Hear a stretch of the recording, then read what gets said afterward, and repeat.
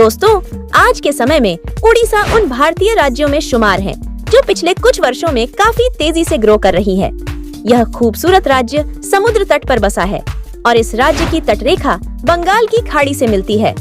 उड़ीसा क्षेत्रफल के लिहाज से भारत का 8वां और जनसंख्या के लिहाज से भारत का 11वां सबसे बड़ा राज्य है।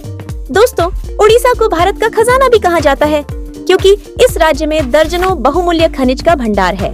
दोस्तों, उड़ीसा आयरन, बॉक्साइट, मैंगनीज का लार्जेस्ट प्रोड्यूसर है जो इंडिया के अराउंड 55% आयरन और 50% बॉक्साइट प्रोड्यूस करता है। आज के इस वीडियो में हम उड़ीसा के टॉप 10 सिटी के बारे में बात करने वाले हैं, लेकिन उससे पहले आप ये वीडियो कहाँ से देख रहे हैं कमेंट में जरूर बताइएगा। तो चलिए वीडियो शुरू करते हैं। नंबर 1, भुवनेश्वर।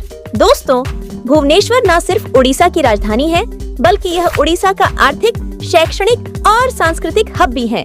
इस शहर को 1950 के दशक में नियोजित तरीके से बसाया गया था, जिस वजह से भुवनेश्वर सिटी काफी सुंदर और आकर्षक दिखती है। यह शहर उड़ीसा राज्य के खोर्धा जिले में स्थित है, जो तकरीबन 186 वर्ग किलोमीटर क्षेत्रफल में फैला है। दोस्तों, भुवनेश्वर शहर में 13वीं शताब्दी के आज भी 600 से ज्यादा मंदिर मौजूद हैं। इस वजह से इसे टेम्पल सिटी ऑफ इंडिया या उत्तर के काशी के नाम से भी जाना जाता है। दोस्तों, भुवनेश्वर शहर पुरी और कोणार्क के साथ मिलकर उड़ीसा का गोल्डन ट्रायंगल बनाता है, जो उड़ीसा की समृद्धि की पहचान को दर्शाता है। और प्राचीन काल में प्रसिद्ध कलिंग युद्ध भी इसी शहर में हुआ था।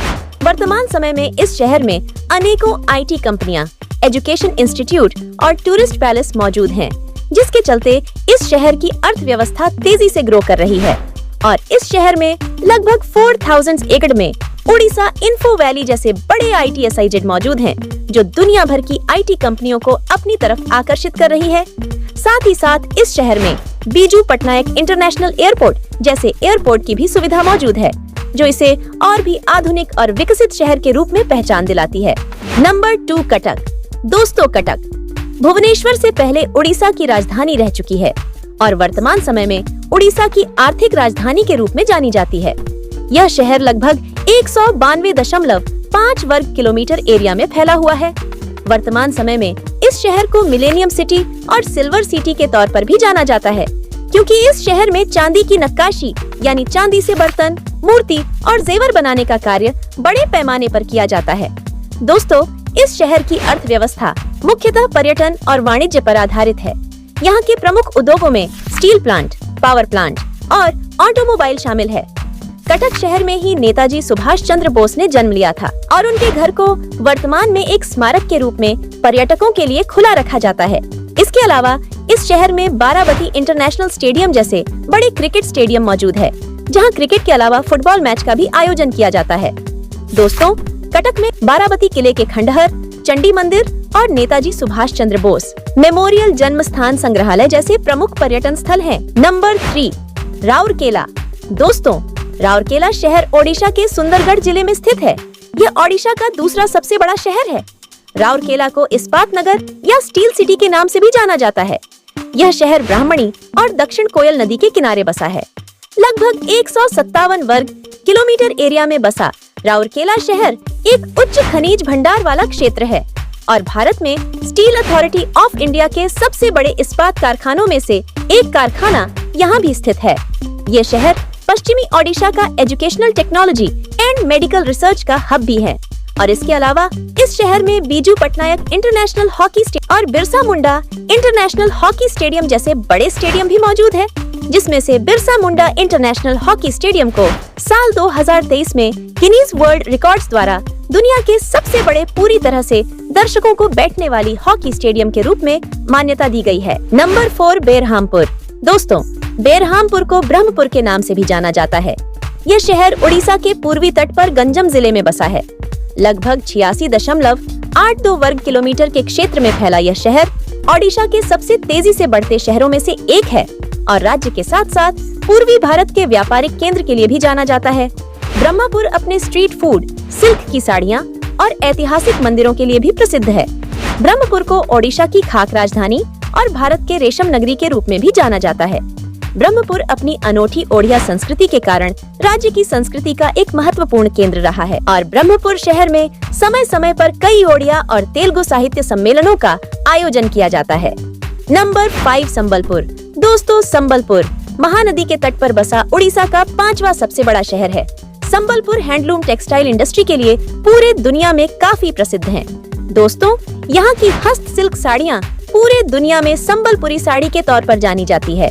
दोस्तों, संबलपुर ब्रिटिश शासन के दौरान एक रियासत के तौर पे पहचाना जाता था, जिसे स्वतंत्रता के बाद भारत गणराज्य में मिला दिया गया था। एक समय पर यह शहर हीरो का व्यापार के केंद्र के रूप में भी जाना जाता था। अब यह शहर अपने हरे भरे जंगलों, नदी, घाटी, पहाड़ और झरनों के साथ ही हीराकुंड बांध के लिए भी काफी प्रसिद्ध है। यह शहर उड़ीसा को छत्तीसगढ़ से जोड़ता है। नंबर 6 पुरी। दोस्तों, ओडिशा का पुरी भारत का एक प्रसिद्ध धार्मिक शहर है, जो भारत के 4 धाम धार्मिक यात्रा का एक प्रमुख स्थान है। माना जाता है कि हिंदू धर्म में पुरी की यात्रा के बिना तीर्थ यात्रा अधूरी है। बंगाल की खाड़ी पर खड़ा यह शहर श्री जगन्नाथ मंदिर के कारण जगन्नाथपुरी के नाम से भी जाना जाता है, जो इस शहर को विश्व भर में एक अलग पहचान देता है। पुरी सांस्कृतिक तौर से बेहद समृद्ध है। यह शहर आधुनिक जीवन शैली के साथ ही प्राचीन विरासतों को भी संजोए हुए है। यह शहर लगभग 16.4 स्क्वायर किलोमीटर के एरिया में फैला है और पुरी की अर्थव्यवस्था लगभग 80% तक जगन्नाथ मंदिर के धार्मिक महत्व पर निर्भर है। रथ यात्रा के दौरान कम से कम 10 लाख लोग पुरी आते हैं, जो इस शहर की धार्मिक महत्व को दर्शाता है। पुरी हेरिटेज कॉरिडोर के बन जाने के बाद इस शहर का महत्व आने वाले समय में और भी बढ़ जाएगा।